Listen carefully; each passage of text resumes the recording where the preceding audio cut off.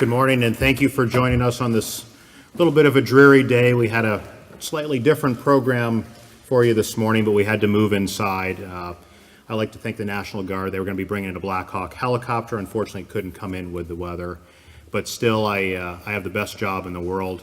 A couple of years ago, I had Jay Leno was flying with us, and he offered to trade jobs with me.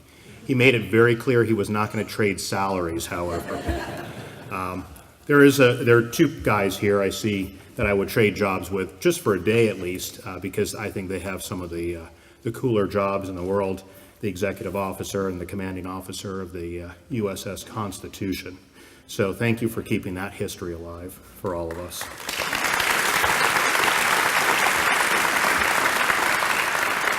But keeping history alive and honoring veterans is, I know, very close to the hearts of everyone here. That's why you're here today. The Collings Foundation started doing that back in 1979 to preserve living history events. It started around a collection of antique cars, which you can go see later, and it evolved over time to living history. In the mid-'80s, the emphasis started shifting into aviation. And in 1989, the Wings of Freedom Tour began. For the last 30 years, we've been touring a B-17 Flying Fortress, a B-24 Liberator, a B-25 Mitchell, and more recently, a P-51 Mustang, and added this year a P-40 Warhawk around the country. To date, we've made over 3,400 tour stops across the country. This in honoring our veterans and educating the public. In 1999, we broadened this and we started the Vietnam Memorial Flight. We're the owner and operator of the last civilian F-4 Phantom. It followed along with an A-4 Skyhawk, a UH-1, and an F-100 Super Sabre to honor the veterans from the Vietnam era. Through these outreach programs, I've been honored to meet and fly with some of our nation's heroes, including Bob Morgan, who was captain of the Memphis Belle. I also had a 91-year young at the time, Dick Cole, hop into the right seat of the B-25. He taxied the aircraft out, and he took me on a flight. And at that point, I was sitting in the left seat, exactly where Jimmy Doolittle was when they took off of the deck of the aircraft carrier Hornet, since Dick was the co-pilot. Unfortunately, Dick passed away just a few weeks ago at 103 years old as the last Doolittle Raider. The VMF, the Vietnam Memorial Flight, has had a chance to honor Colonel Bud Day, a Medal of Honor recipient, by reuniting him with an F-100 Super Sabre that was painted up in his markings. Now, as you know, historical significance is very important to the Collings Foundation. Unfortunately, Bud left his aircraft somewhere over North Vietnam, so we couldn't get that one. But he was a POW. He suffered horrible torture, and Bud had difficulty walking. He's probably the most amazing man you would, if you had a chance to meet him, ever met. But when he got to that aircraft, he was transformed into a young 40-year-old man he was during the Vietnam War. And he scooted up and down the ladder all day long and took a flight in his F-100 one last time, making it his last flight. So thank you, Frank and Bruce, for making that possible. While Bob, Dick, and Bud are no longer with us, their memory still is and continues to fly with us, and they will not be forgotten. In May of 2008, I had the fortune of meeting and flying with another one of these deeply fascinating individuals. He was a passionate collector who loved engineering challenges, their solutions, and whether they were aircraft, helicopters, or armor vehicles, he found them all fascinating. That was the day I met Jacques Littlefield, and we not only flew a P-51 Mustang together, but also the B-17 Flying Fortress, where he received a second-in-command type rating after completing his 3 takeoffs and landings. Jacques graciously invited me out to the Pony Tracks Ranch. This was an offer I could not refuse. To say Jacques had tons of vehicles was a bit of an understatement. The place had its own gravitational pull, 240 vehicles. He had a methodology to collecting. His analogy, tanks were like potato chips. You could not have just one. I was amazed, but even more impressed at the knowledge, the passion, and the attention to detail that Jacques possessed. At the time, Jacques and his crew were restoring a German Panther tank, the Panther tank over on the other side of the building. It was a restoration to such a level of detail that I don't think it'll ever be seen again. It set the standard, and it is such a high bar that he set. Tragically, Jacques passed away in January of 2009 at only 59 years old. Over the next few years, the family and the board of the Military Vehicle Technology Foundation pondered how to best preserve this incredible collection and a major part of Jacques' legacy. Fast forward to 2013, when Gary Louie, a longtime friend, supporter, and future foundation trustee, and I visited the Pony Tracks Ranch and the Military Vehicle Technology Foundation that held the collection. The Collings Foundation at the time had started collecting some armored vehicles. We were becoming known for our World War II reenactments. Gary was just starting a new armor museum on Long Island. And both of us, after years of preservation that primarily focused on air power, an important part, but only a part of the whole story, started to shift our focus to armor. On this day, we met and visited with Bill Bowler, president of the Military Vehicle Technology Foundation, and a very close personal friend of Jacques, who made it his mission to carry on this great legacy. We would all be so fortunate to have friends as good as Bill, who've been dedicated to the legacy. The tour of the collection was magical and overwhelming as when I first saw it 5 years earlier.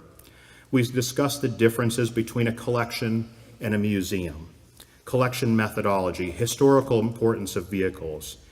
And in retrospect, it was a long job interview I was having at that time, because at the end of the day, Bill made a very life-changing statement to me. He said, "I don't want to sell you a tank." I thought I must have done something to upset him at that stage. Until he followed on, "I want you to have the whole collection." Once-in-a-lifetime opportunity is a bit quaint at that point. This was life-altering for me, for my family, and for the foundation. Over the next month, we developed plans identifying the core vehicles that best told the story of American heritage, rating them on historical significance, rarity, and restoration quality. The vehicles would not only be American, but German, British, Russian, and Japanese to tell an encompassing narrative from World War I to today. This would be a chronological display, and we're fortunate to have the first American tank here and the most recent American tank to tell this. As we learned from Ken Rendell's World War II Museum, this chronological order works so well. Our narrative would focus on three key elements. Number one, the global impact and historical relevance. As you can see, everything is lined up of how they fit into our world. Two, the technological innovation and evolution.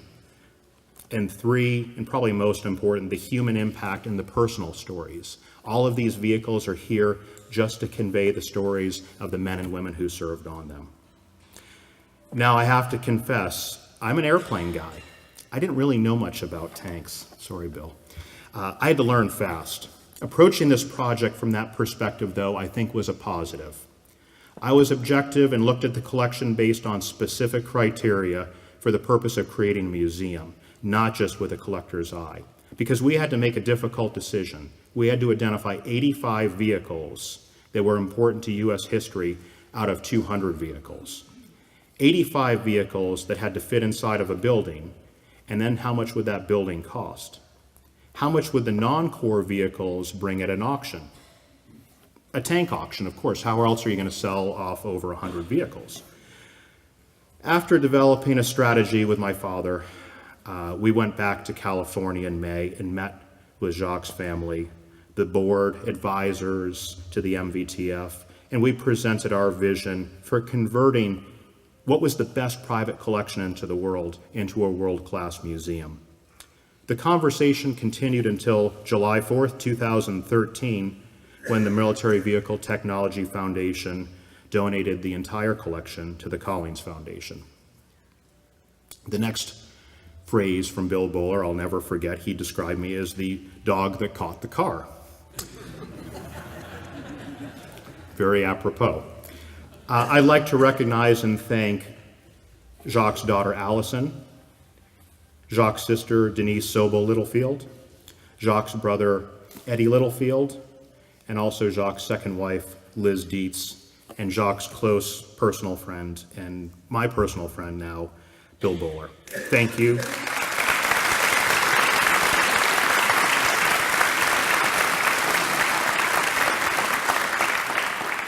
Thank you for all the support and trust you've put in us to keep Jacques' legacy alive.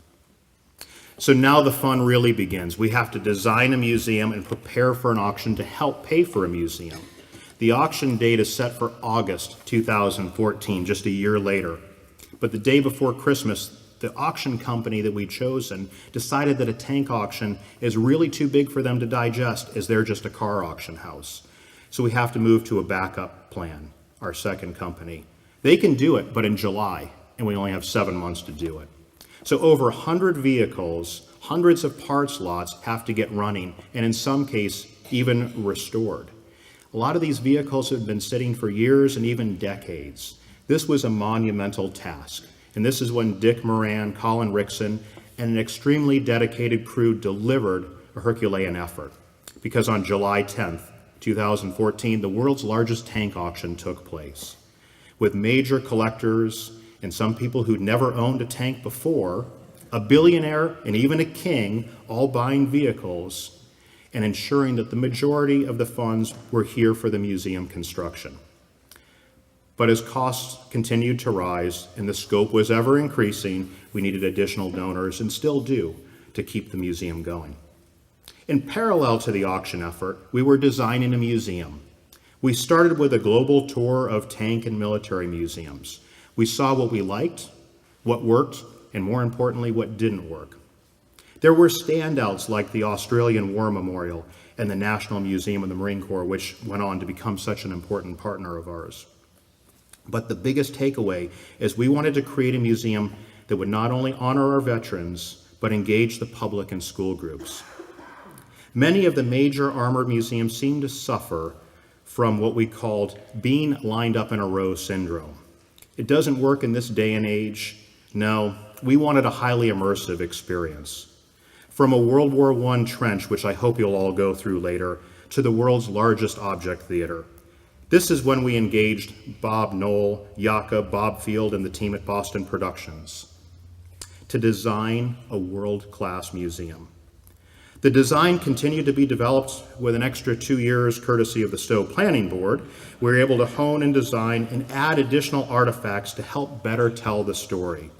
We were fortunate to have been able to acquire a V-1 rocket, part of the Berlin Wall, a section from the World Trade Center, the only IS-2 Joseph Stalin heavy tank ever to come to America, one of 4 Commando Garats left in the world, a Revolutionary War cannon, an LCVP Higgins boat, which actually landed on the beaches of Normandy, was donated by Stuart McMillan, David Prescott, an anonymous donor, and a Mercedes G4 donated by Bill and Patrick Shea.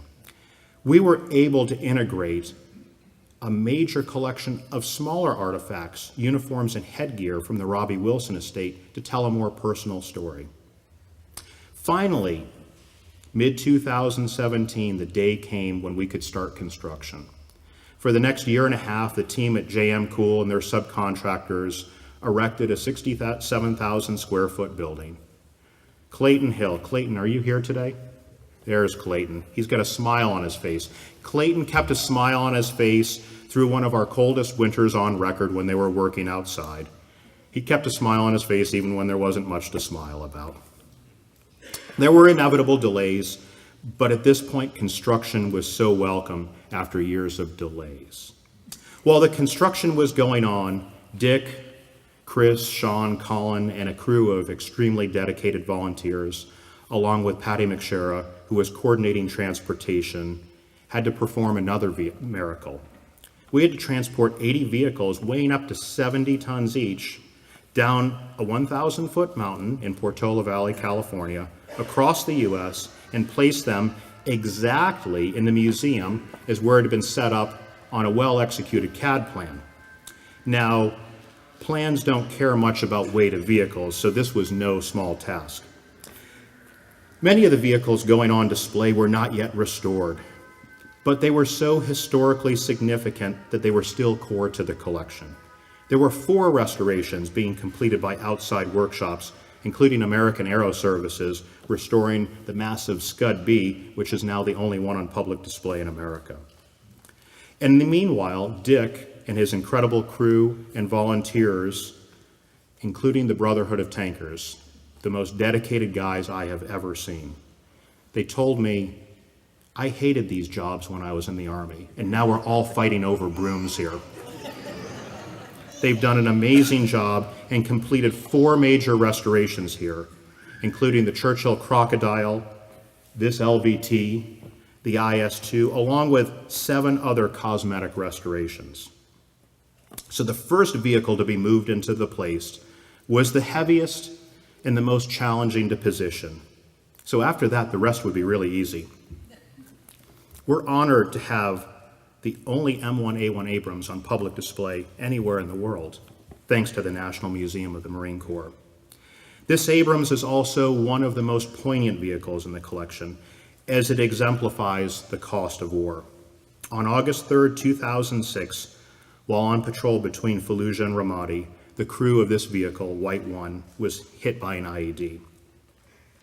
Tank Commander Sergeant George Iola, who was 23 years old, with a wife and 3 children from Austin, was killed. It is our honor today to have Corporal Nick Johns and Corporal Nathan Hall, 2 of the crew members, the loader and the driver from White 1, here today.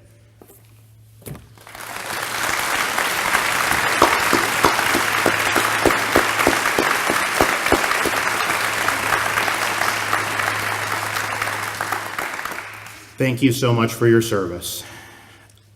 Last summer, the entire crew was up for a filming, and at that time, Nathan pulled me aside and asked me where the artwork was on the barrel.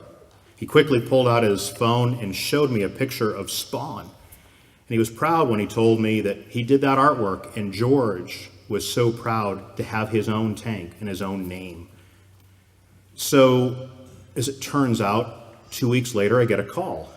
And who's here but Nathan, and he put that artwork back on that vehicle for a second time.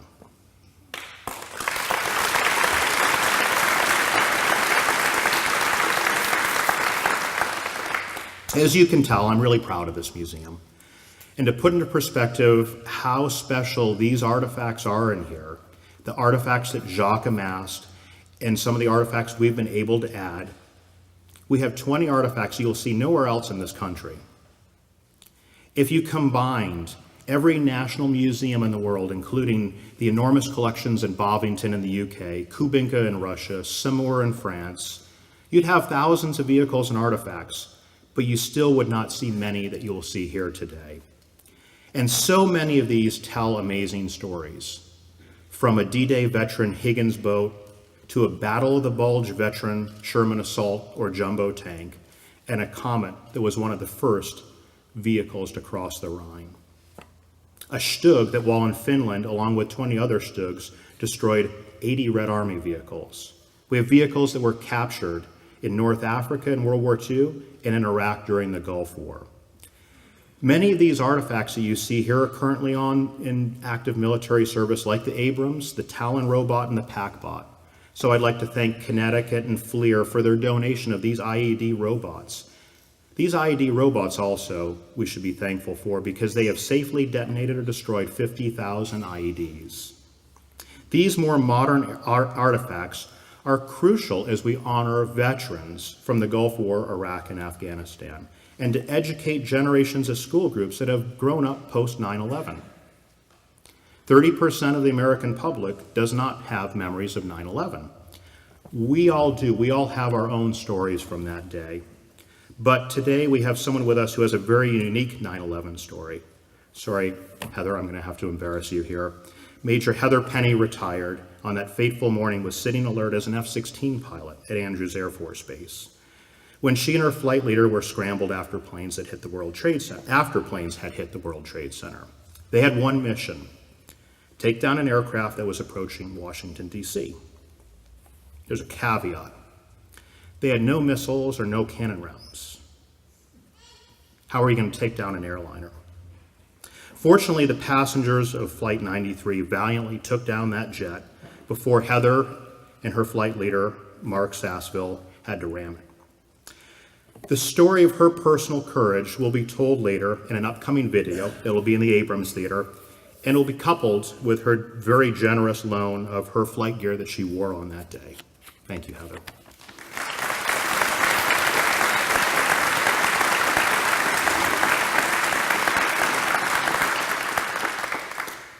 Our most sincere gratitude goes out to all of our donors, supporters, and dedicated volunteers.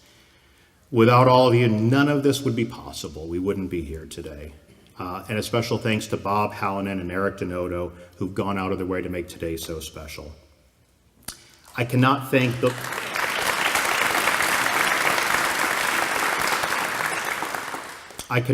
Littlefield family enough for entrusting us with this collection. This is the world's finest collection, but more importantly, this is your brother, your husband, your father's legacy, and it's very special for us to be honored with that. Thank you.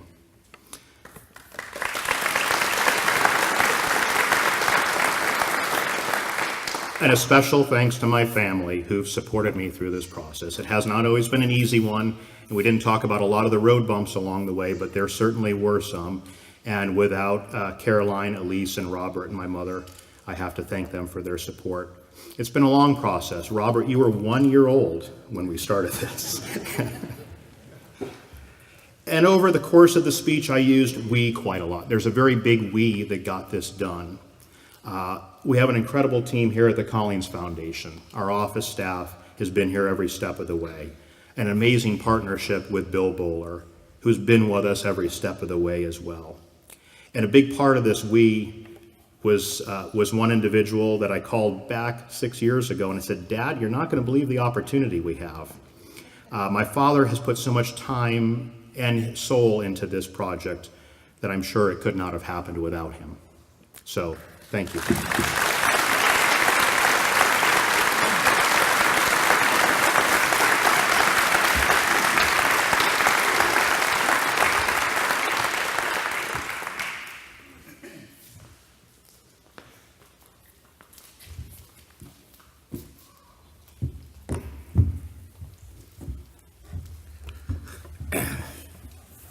It's hard to decide whether I'm prouder of this museum or my son, who's made it possible.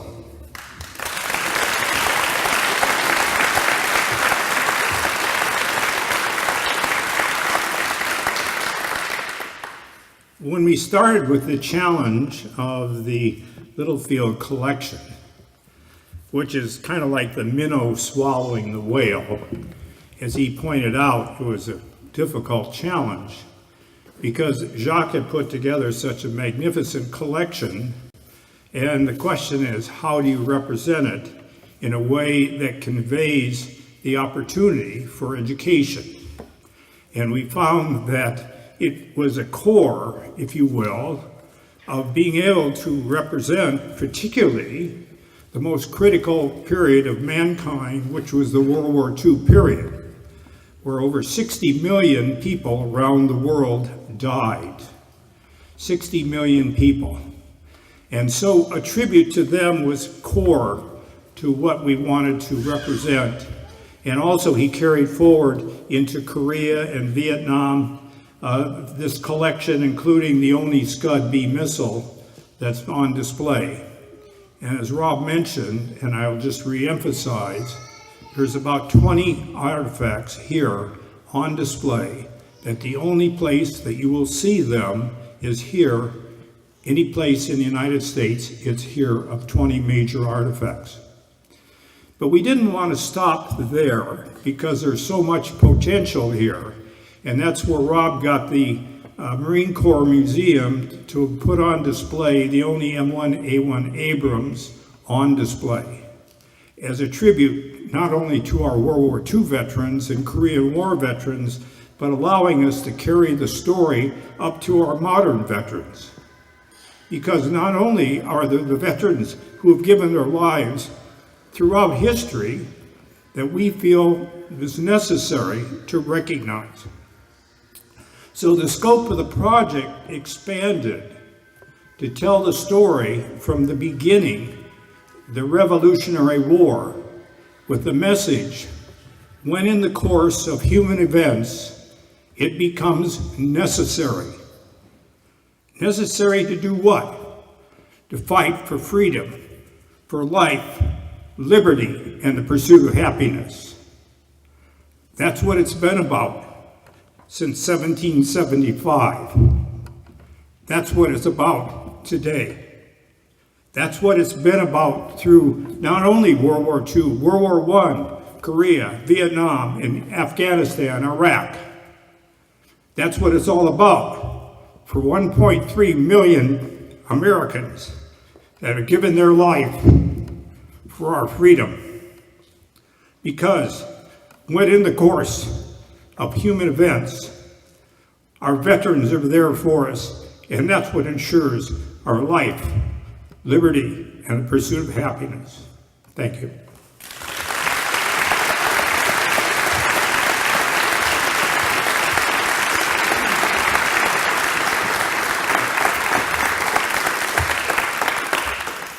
And next, I'd like to welcome the other part of the we, Bill Bowler. I got him back because he's one of our trustees now, and he's had to work just as hard on this as anyone. Would you like to come up, Bill?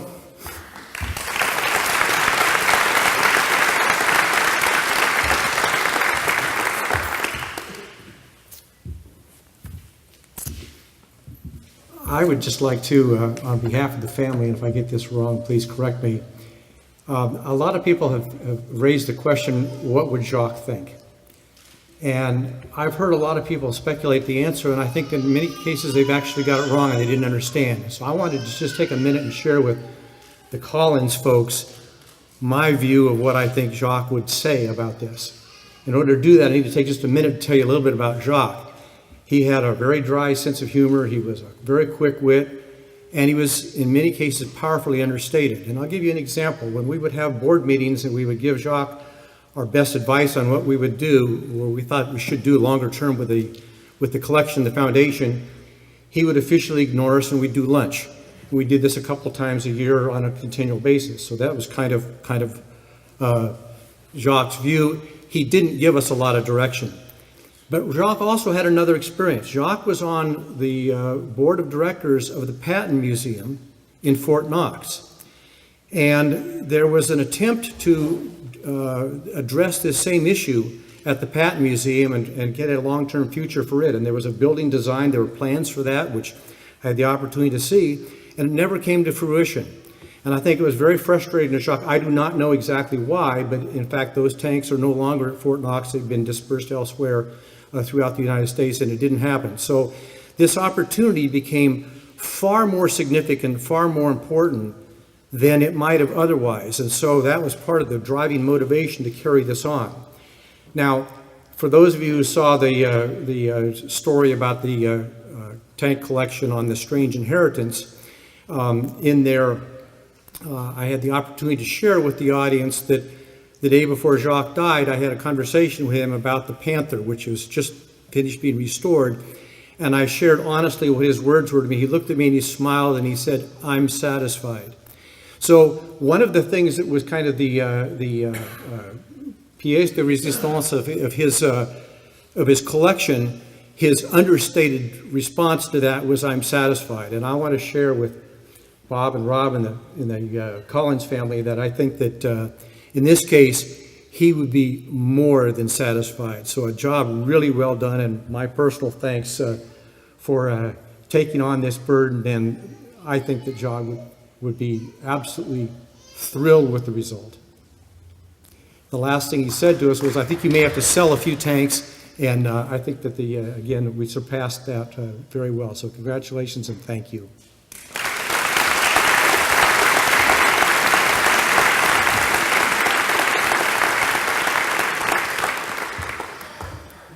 Ladies and gentlemen, at this time, we'd like to invite members of the Littlefield and Collings family and our honored World War II veterans to join us in the ribbon cutting and the official opening of the American Heritage Museum featuring the Jacques M. Littlefield collection at the Collings Foundation. Now, everyone did close their eyes when they came in here, so we want you to be surprised when you see the museum for the first time, right? Okay. Welcome to the American Heritage Museum.